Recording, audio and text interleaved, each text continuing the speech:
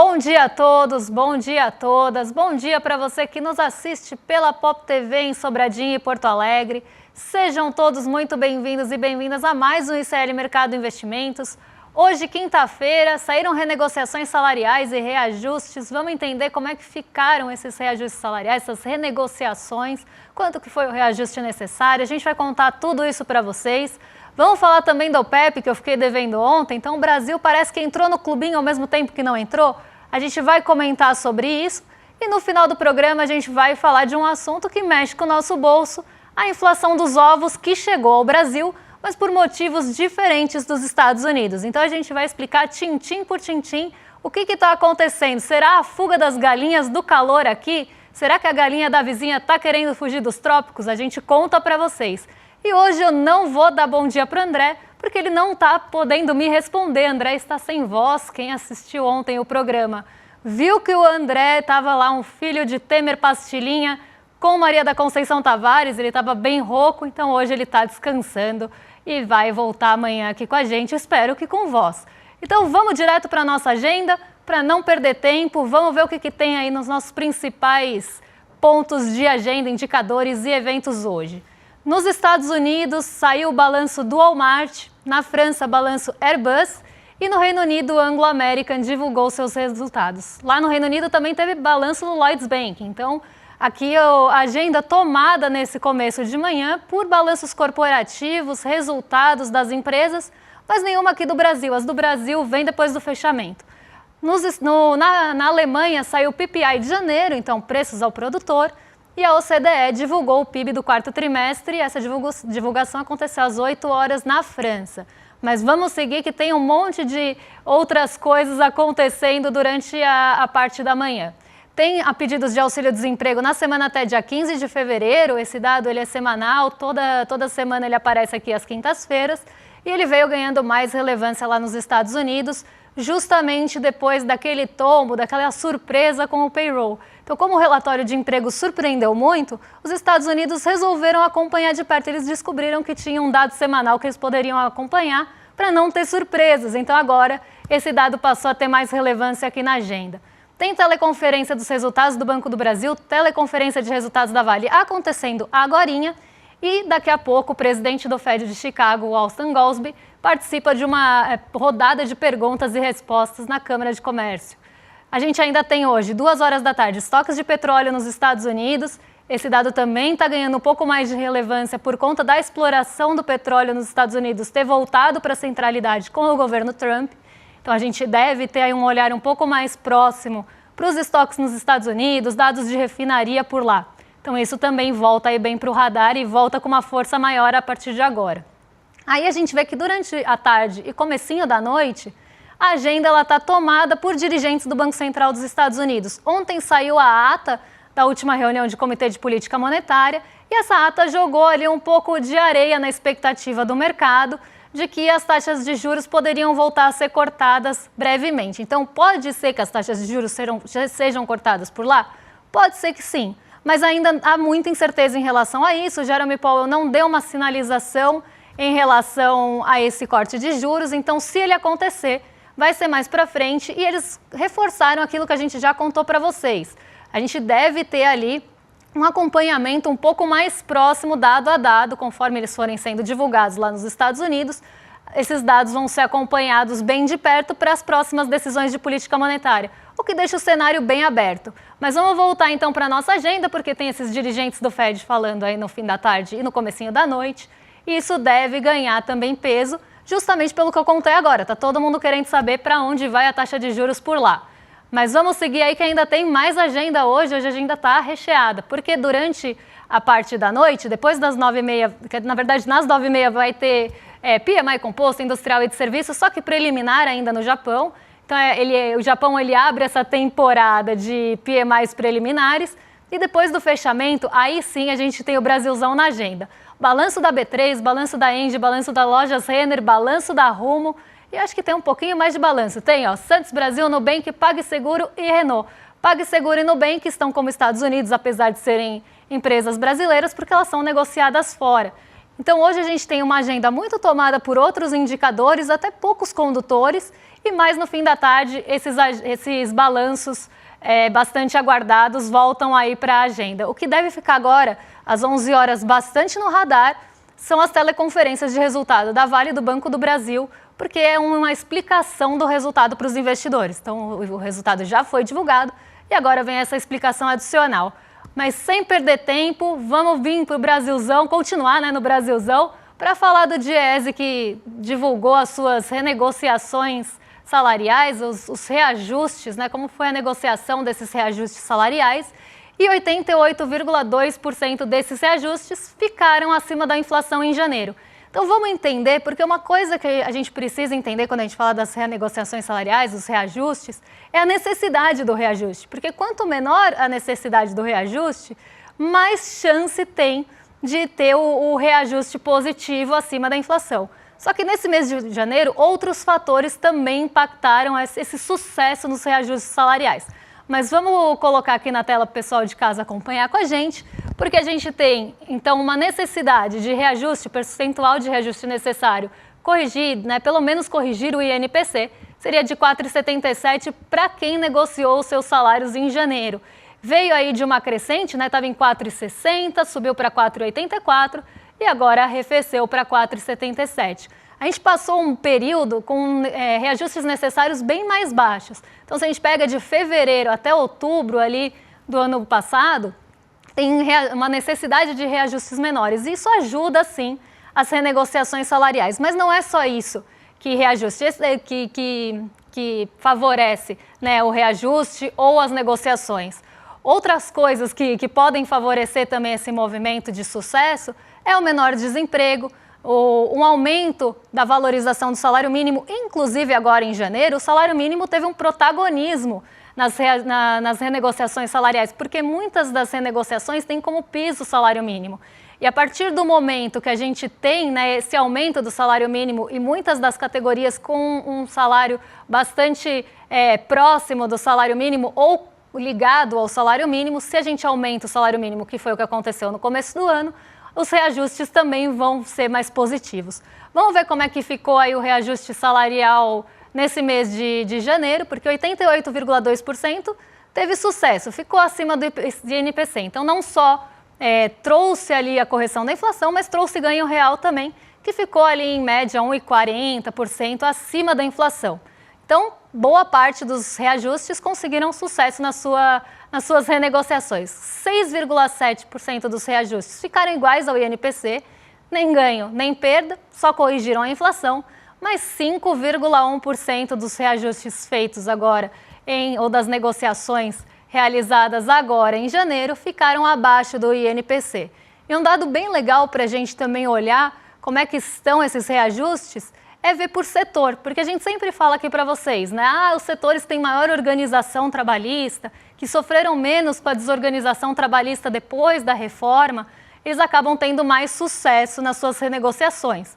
Não é à toa que a gente viu as renegociações não só sendo afetadas pela inflação em outros períodos, mas também aí sofrendo com a desorganização trabalhista. Então, a gente teve períodos muito ruins para a distribuição desses reajustes. A gente sabe que setores mais organizados normalmente têm mais sucesso, só que quando a gente olha nesses últimos 12 meses, pelo menos por setor, os reajustes até estão bem equilibrados. Eles estão assim acima do INPC, se você olhar o comércio, a indústria, o rural e os serviços, eles estão ou muito próximos de 85% ou um pouquinho acima. Os serviços, que têm uma desorganização um pouco maior, inclusive, está um pouquinho abaixo comparando com os outros setores. Então, está com 84%. Iguais ao INPC, também a gente tem uma média muito parecida, exceto no rural, que foi só 8,2%. E o rural também, o setor rural, o setor agro aqui do Brasil, normalmente ele é bem concentrador de renda, ele pouco distribui ali a sua renda, é um setor conhecido por ser concentrador. A gente vê, inclusive, que ele está com o maior número de reajustes, o percentual dos reajustes abaixo do INPC. Então, aqui a gente consegue ter uma ideia como é que está essa renegociação por setor. E a gente sempre frisa esse ponto com vocês. Setores mais organizados tendem a ter, sim, melhores reajustes salariais, porque a gente sabe que essa coisa de renegociar individualmente com o patrão foi uma coisa que Temer falou no momento ali para instaurar a sua reforma trabalhista, a gente sabe que isso é bastante inviável. Então, aqui a gente tem essa foto dos setores, inclusive mostrando que a desorganização, sim, acaba atrapalhando, embora todos estejam mais ou menos dentro da mesma média. Mas vamos falar de um outro assunto agora, assunto polêmico, porque o Brasil ele foi convidado para a OPEP+, e ele aceitou esse convite da OPEP+, então de ingressar nesse clubinho dos produtores de petróleo. Só que a gente tem a OPEP, que são os países membros do cartel, e a gente tem a OPEP+, que quando a gente traz aquele relatório da OPEP para vocês, a gente tem países membros da OPEP e países que assinam a declaração de colaboração, né, de contribuição, de colaboração. Então, são países que não fazem parte do clube, mas eles assinam essa declaração de que em alguns momentos podem contribuir com as medidas tomadas pela OPEP. E o Brasil não entrou no clube principal. Ele entrou nessa declaração de contribuição na OPEP+. É como se a gente tivesse um clube, vamos pensar, temos um clube aqui em São Paulo. Você pode ser sócio do clube, mas você não entra na piscina, você não entra na quadra, você pode ali circular, mas não pode usufruir de fato daquele clube. Eu vejo a OPEP+ dessa forma, você assina a declaração de colaboração com as medidas da OPEP, mas você não faz parte do grupinho da panelinha principal. E o Brasil, ele entra justamente nessa outra categoria de declaração de contribuição na OPEP+, no clubinho mais amplo, que não necessariamente vai seguir ali o cartel. Mas o que eu vejo de mais problemático nisso tudo é que a gente veio de um momento em que a Petrobras foi colocada como líder da transição energética. Muito é se falado em outras, se a gente for pegar eventos internacionais, quando a gente tem fóruns mundiais, o Brasil ele sempre vai com um discurso de energia verde, de transição energética, de energia limpa. Esse discurso ele é muito presente. Mas, ao mesmo tempo, o Brasil está entrando na OPEP+, e a gente não pode esquecer que a nossa maior petrolífera estatal do Brasil tem Magda Chambriard no comando. Magda Chambriard ela é bem conhecida por exploração de petróleo. Ela é uma pessoa que prioriza a exploração do petróleo. E ela foi colocada justamente porque essa era uma demanda dos acionistas. Quando a gente teve aquela mudança, né, começou a ter essa sinalização de que a Petrobras ia liderar uma transição energética no Brasil, os acionistas não gostaram, porque isso não dá lucro no curto prazo. Uma transição energética leva anos para se consolidar, leva anos para trazer resultado. E o acionista ele quer resultado no curto prazo. Então ele não quer um investimento feito pela empresa que vai trazer frutos daqui a 30 anos. Ele quer lucro no curto prazo, ele sempre enxerga as medidas ali de curto prazo. E a gente tem essa troca do comando da Petrobras, não só por esse motivo, mas por outros motivos que a gente vê de pressão, em relação a dividendos extraordinários, em relação a políticas ali tomadas na Petrobras. Essa mudança ela vem muito mais em linha com o que os acionistas acreditam ser ali bom para a Petrobras e bom para o lucro que vai para o bolso deles. E a exploração do petróleo era uma coisa bem discutida, se a Petrobras deveria focar na exploração de petróleo ou focar na transição energética. E a partir do momento que a gente coloca uma pessoa conhecida por ter esse viés de exploração de petróleo, a gente já vê que a coisa está mudando e para onde ela está se encaminhando. Então, eu acho muito contraditório, não só isso, mas uma entrada, por exemplo, numa OPEP+, em um momento que a gente está fazendo discurso ambientalista de transição energética. E mais que isso, né, não é só contraditório, porque, sim, né, a gente tem toda a contradição com um discurso que é colocado ali em fóruns mundiais, fóruns globais. Então, isso para mim já me causa um pouco de desconforto e estranheza. Mas mais que isso, a gente vem num momento de muitas mudanças climáticas, a gente vai falar das galinhas daqui a pouco, elas estão sofrendo justamente com isso. Mudanças climáticas, emergências climáticas, muitos problemas acontecendo no mundo e a gente vai se juntar com um cartel de petróleo para explorar petróleo. Então, assim, para mim vai contra, inclusive, o movimento que outros países estão tendo de mudar, de ter essa transição, de mudar essa matriz energética. E o Brasil, para mim, está retrocedendo nesse ponto. Mas vale aqui falar que entrou na OPEP, mas eu coloco todas essas críticas. Eu vejo que no momento de emergência climática que a gente tem, a gente deveria fugir o máximo da exploração de petróleo e a gente está indo justamente na contramão, entrando na OPEP, colocando uma pessoa no comando de uma estatal que tem esse viés. Então eu vejo não só contraditório, mas problemático também se a gente pensar em todos os problemas de clima que a gente tem, e não só clima, mas meio ambiente de uma forma geral. Então aqui, feitas essas críticas, vamos para o nosso próximo assunto, porque esse vai render, gente. As galinhas aqui no Brasil, elas estão passando calor. E a gente vem encontrando, né, o preço dos ovos estão subindo. Não só o produtor, mas parte disso já está chegando ao consumidor. A gente tem boa parte desses preços já pressionando os produtores. Os preços aos produtores dos ovos, eles estão bem caros. E isso deve chegar em um dado momento, né? A gente sabe que não é imediato, mas isso pode chegar no bolso das pessoas. A gente falou bastante de inflação de ovos nos Estados Unidos, mas a gente não está em situação muito melhor, não. Aqui no Brasil, a gente também está vendo os preços dispararem, só que os motivos são diferentes. Lá nos Estados Unidos, a gente tem a questão da gripe aviária, a questão da escolha da produção ali, né, do foco da produção de ovos ou da vacinação das galinhas, enfim. Tem outro problema. Aqui o nosso problema é climático e é calor excessivo. Tudo bem, tem um fator sazonal, todo mês de janeiro faz calor, a gente tem um calor mais forte nesse verão, nesse período de verão? Sim, temos. Mas a gente está tendo um verão mais eu ia falar calorado, não vai ficar muito ruim, né? Um verão mais quente do que outros. Porque se a gente olhar, inclusive, a inflação dos ovos, ela está um pouco mais problemática do que no mesmo período do ano passado. Então, sim, tem uma sazonalidade, né, de calor nesse período que vai afetar não só ovos, mas outros produtos? Tem. Os ovos, eles têm um peso grande na inflação? A gente precisa ver isso também, porque muitas vezes se fala do preço do tomate, do preço dos ovos, mas a gente esquece do peso que isso tem na inflação. Só que a gente também sabe, por outro lado, né, por mais que a inflação seja ali um indicador macroeconômico, a gente entende tudo isso, ela é feita de pesos e medidas, ao mesmo tempo isso pressiona o bolso e assusta. Então, se você vai no mercado e os ovos estavam um preço e passam a estar um preço maior, você vai falar, pô, o que aconteceu com o ovo? Aí você vai de novo, no próximo mês ele está mais caro, você vai pensar, bom, já está mais caro 2 vezes aí, né? O carro do ovo está passando na sua rua e está vendendo ouro, galinhas de ouro. Mas aí, então, as pessoas começam a ter essa percepção e começam a ver que aquilo está pressionando de fato o bolso delas, porque pode ser que na inflação não tenha um peso, mas se ela for a Graciane Barbosa, por exemplo, no BBB, ela vai sentir muito mais a inflação do ovo. Mas a gente trouxe aqui para vocês os motivos disso, porque saber que o preço está mudando, a gente consegue saber, mas vamos entender por que esse preço está mudando. Então, vamos entender a alta aí que teve nesse último tempo.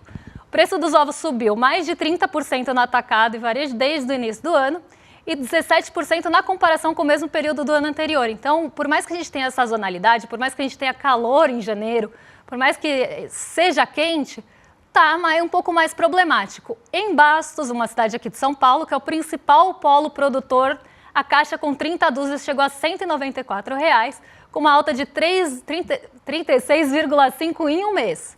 Então, a gente vê que sim, teve uma alta expressiva. Por quê?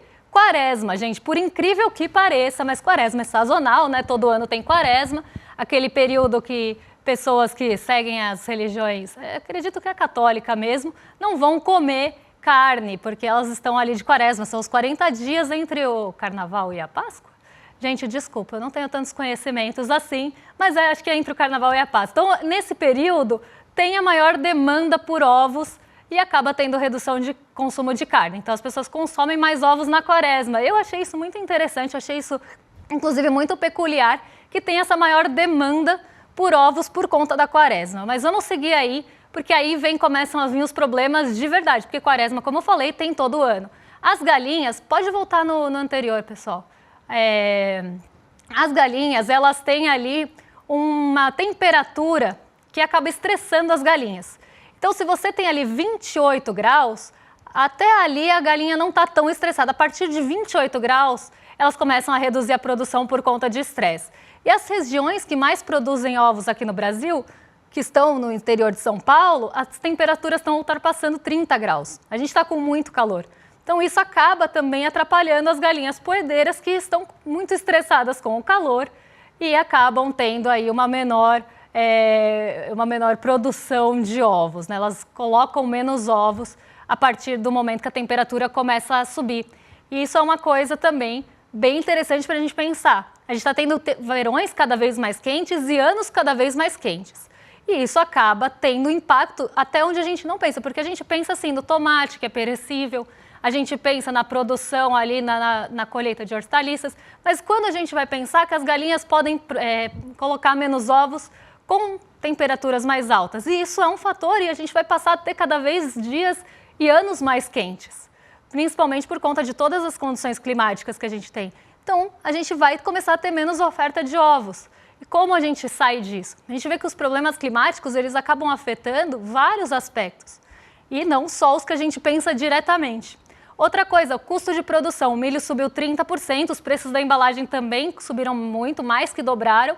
Isso também encarece os ovos, porque elas vão numa embalagem e as galinhas comem milho. Então, isso também acaba pesando em custos ali de produção e chega no bolso de vocês indiretamente no preço dos ovos. Outra coisa, o preço das aves e ovos subiu 1,69 em janeiro e 7,84 nos últimos meses. E a carne segue como vilã da inflação, com alta acumulada de 21. Aqui é só um panorama da inflação aqui para vocês. Mas o que eu vejo aqui também é exportação e oferta, porque já não basta ter ali as galinhas colocando menos ovos por conta do calor e por conta de outros fatores, aí o milho mais caro, tudo isso. A gente ainda está exportando ovos.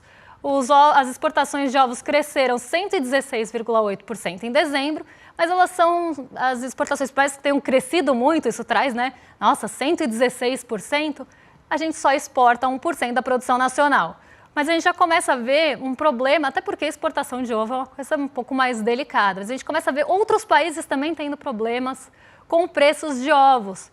E aí a gente começa a ver que esse não é um problema isolado do Brasil, seja por gripe aviária, seja ali por questões climáticas, a gente já começa a ter um problema afetando não só as galinhas, os animais, mas também o bolso de vocês. E aí a produção estimada para 2024 é de 59 bilhões de ovos e o consumo médio per capita dá 270 unidades de ovo. É bastante ovo, né? Não sei, acho que Graciane Barbosa come mais que isso, mas nós não sei quantos ovos comemos por ano, mas aqui é ovo pra caramba, mas ainda assim tem uma questão aí de oferta e demanda bem emblemática aparecendo. E a alta deve continuar até o fim da quaresma, que é 17 de abril, quando os preços tendem a estabilizar. Então a gente ainda tem uma questão sazonal, junto com questões climáticas, junto com alta do preço de insumos, não só de milho, mas também das embalagens, para que a gente tenha um preço razoável, ou tudo isso subindo, o preço vai subir. Se tudo isso diminuir, a gente tem um preço mais razoável. Só que a gente viu todos esses fatores acontecendo juntos. A quaresma e o calor, a gente ainda entende que vão acontecer sempre mais ou menos ali no mesmo período. Mas nós temos outros fatores também pressionando o preço dos ovos. Mas aqui a gente tem sempre que lembrar que está mais quente, está ficando cada vez mais quente, as galinhas vão ficar cada vez mais estressadas e vão colocar cada vez menos ovos. E dito isso, nós separamos os 3 melhores memes de galinhas para passar com vocês. Quase não esquenta para o rolê ICL aqui.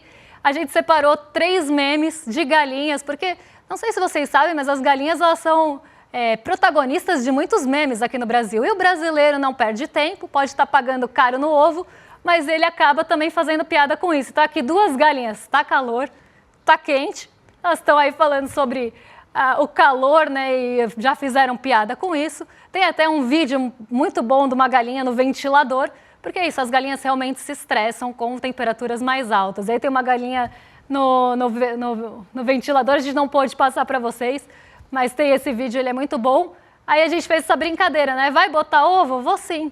A galinha dormindo, vai sim, vai esperando que ela vai botar ovo sim, nesse calorão que a gente está enfrentando. E tem mais um, que aí é até um meme exportado, na verdade importado, né? Porque a gente que trouxe aí as galinhas depois dos preços dos ovos subirem muito.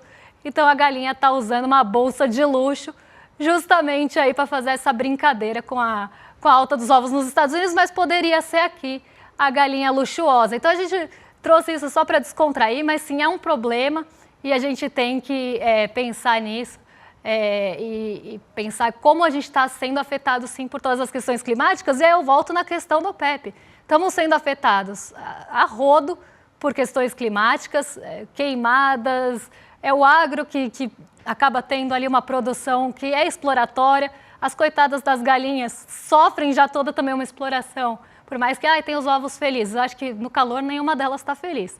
Mas a gente ainda tem toda a questão da exploração dos animais, enfim, não vou nem entrar nessa seara aqui, mas a gente tem uma série de fatores que já estão contribuindo para que a gente tenha uma oferta de alimentos menor e a gente ainda vai entrar num cartel de petróleo, sabe? Nesse momento que o clima está tão na centralidade, tem que ser discutido, qual a importância e qual a emergência que tem que ser discutido. Enfim, a coisa do petróleo não desceu para mim. Mas antes de passar para o rolê ICL, apesar do esquenta já ter começado aqui no Mercado Investimentos, agora eu vou passar os últimos recadinhos, porque vocês não podem ficar de fora e não podem esquecer da nossa live aí que vai acontecer, o nosso evento. Esquenta também para o Oscar, dia 25 de fevereiro, terça-feira, às 8 horas da noite.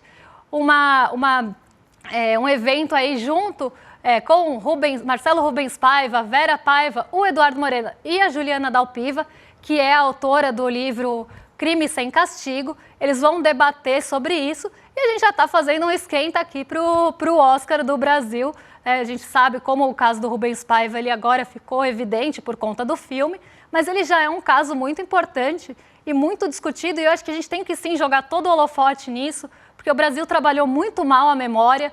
O Brasil ele foi um país que depois do fim da ditadura, trabalhou muito mal a memória de uma forma geral. Outros países, até latino-americanos, trabalharam melhor essa memória e a gente não. Então a gente preferiu jogar para debaixo do tapete e não discutir essa questão. Então eu acho muito valioso que isso volte sim para os holofotes e todo o evento que vai repercutir, isso precisa ser assistido por vocês. A gente precisa falar desse assunto, ele tem que deixar de ser um assunto que não se quer falar. A gente precisa falar disso, precisa falar de como foi os horrores que tiveram, sim. Então, a gente vai trazer para vocês também esse evento incrível para vocês debaterem juntos e aprenderem juntos aí com todos eles. E agora sim você fica com o Rolê ICL. Mas antes de tudo, o nosso merchan, né? Porque eu não posso deixar de falar para vocês se inscreverem no nosso link aqui. Porque eu falei do evento, então iclmercado.com.br. Vocês se inscrevem aí ou pelo QR Code ou pelo link do mercado. E agora sim vocês ficam com o Rolê ICL, com o William De Luca e o Guga Noblar, que já estão a postos para receber vocês. E eu volto amanhã com novidades, porque vocês já tiveram um spoiler no N1, que eu vou estar com o Haddad e com o Demore amanhã, e a gente vai repercutir os principais pontos dessa entrevista. Um beijão e até amanhã, pessoal! No dia 20 de janeiro de 1971, no auge do terrorismo de Estado durante a ditadura do Brasil, o ex-deputado federal Rubens Paiva foi levado à força da casa dele, no Rio de Janeiro, por um grupo de militares. E ele nunca mais foi visto com vida. O ex-deputado foi torturado e assassinado por um grupo de militares dentro do DOI-CODE. O caso se tornou um dos mais conhecidos e emblemáticos da história do Brasil. Durante muitos anos, os militares se esforçaram para esconder todos os rastros do crime. Além de assassinar o Rubens Paiva, eles também ocultaram o corpo dele. Isso tornou o ex-deputado um desaparecido político. Eu sou Juliana Dalpiva, sou colunista do ICL e estou aqui para convidar você para um encontro especial, onde a gente vai receber 2 filhos do Rubens Paiva, o Marcelo e a Vera Paiva. Nesse encontro, a gente vai esmiuçar e revelar todos os bastidores desse crime que até hoje emociona o Brasil. A gente espera você aqui no ICL no dia 25 de fevereiro, uma terça-feira. O encontro é online e sem replay. Eu te espero lá.